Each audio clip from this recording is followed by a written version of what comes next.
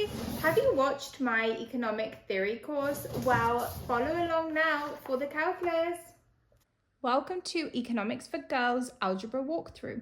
So this episode will correlate with episode 6 from our macroeconomic degree course for the girlies playlist, which talks you through all the key concepts that you need to know for your macroeconomics course. I would highly suggest you go and watch that first before attempting this video or even trying to understand or follow the calculus, because you need to know the theory to then understand where we're going with this. If you've already watched it, then watch along. In this episode, we're going to look at the full ISLM calculus for a monetary and fiscal policy mixed together.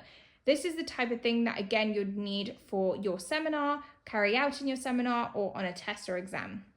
What we're going to do is derive the joint equilibrium, so Y star, R star, step by step, and we're going to start with the IS and LM equations and then show how the fiscal and monetary policy will shift them.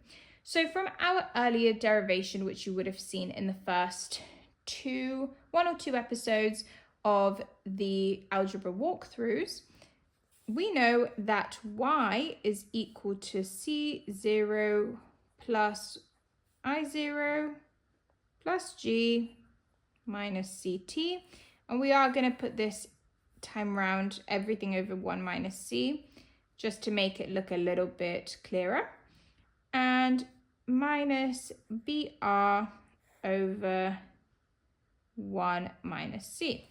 What we can do is use our amazing notation of alpha. And alpha is actually C0 plus I0 plus G minus CT over 1 minus C, because this is our autonomous spending times the multiplier. So since we know all of this, we can much easier write our initial equation as y equals alpha. We're going to use the notation of beta, which is b over 1 minus c, so that instead of having this whole thing, we can just write beta r. Now, don't make the same mistake I made of writing the r in here as well, because it actually will stay here. Remember, it's a relativity of the interest rate essentially, so it needs to stay on. But the beta itself, the b over 1 minus c, what this represents is the investment sensitivity scaled by the multiplier. So whenever you have this 1 over minus c, you just know that you've got a multiplier involved in it. So then we look at our LM relation. So this one, just to clarify, was the IS relation. Now we're going to have a look at the LM relation. We've seen this one already before, of course. We know that MS over P equals KY minus HR, because KY minus HR is the real money demand. This is the real money supply. So they need to be equal to each other to make an equilibrium.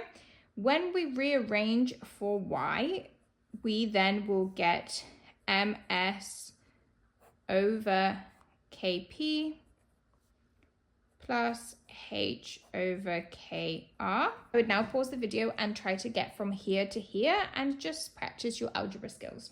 Again, we can do a similar thing as we did up here and assign special abbreviations for these variables here. So instead of MS over KP, we are going to use the abbreviation M. This just stands for the real balances term. And we're going to do the same with this one and call this N. This is the sensitivity of money demand to R over the transactions sensitivity. So now that we have both of these, we know that our final LM can just be written as Y equals M plus NR. Now that we have the IS and LM, of course, we want to make them equal to each other to essentially solve for the R. So using the IS and the LM, we're going to do alpha minus beta R is equal to M plus NR. This is another reason why it's important to keep the R, because we're actually going to be solving for it, so we don't want to hide it in one of the abbreviations that we did before. So now we're just going to rearrange to bring R to one side. We're going to keep the alpha here and move the beta R onto the right hand side, take away M here and keep the NR where it was. This means that we can take the R out as a factor from the right hand side with a beta plus N in the bracket, and the left hand side stays the same. And now we can divide through by the beta plus N, giving us a final value for R, which is equal to alpha minus M over beta plus N. And this is our final value for R, which is why we put the little star next to it, because that's your steady state, which means it's basically in equilibrium. Now we do the exact same thing for Y. So to find Y star, we plug the R star into either the IS or the LM equation. In this case, I'm going to use the IS equation.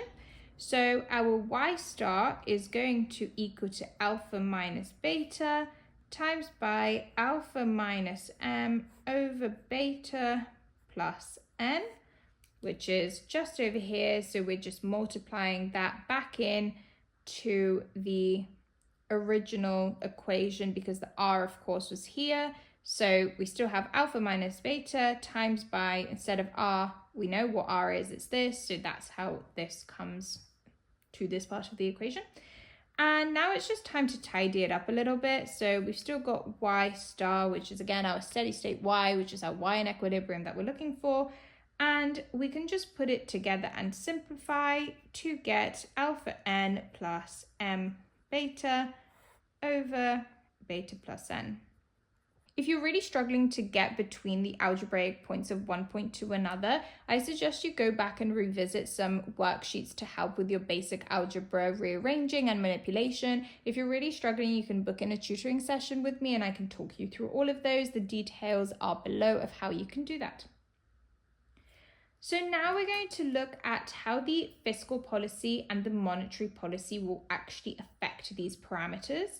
So in a fiscal policy, you're always changing either G or T. So that basically will change your alpha.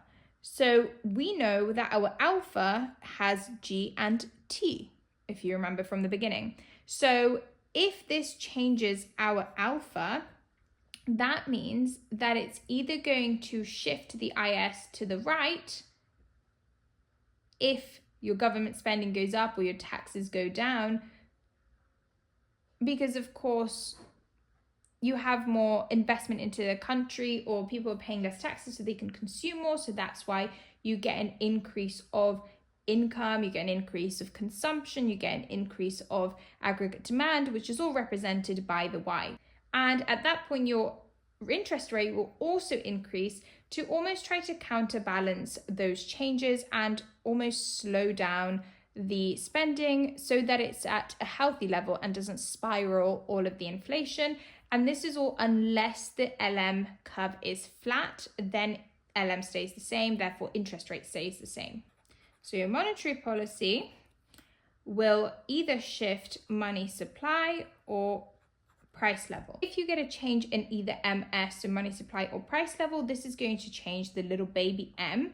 Now, if that is changed, that is overall going to create an effect on shifting the Y up. So if your money supply is increased or your price goes down, your LM curve will shift outward and your Y star will increase or your R will decrease, again, unless your IS is vertical. You can have a look at the graph parts as well on my other videos and let me know if you have any more questions. Thanks so much for watching, and if you're still struggling, you can book in a one-on-one session with me. Just read below how to do it.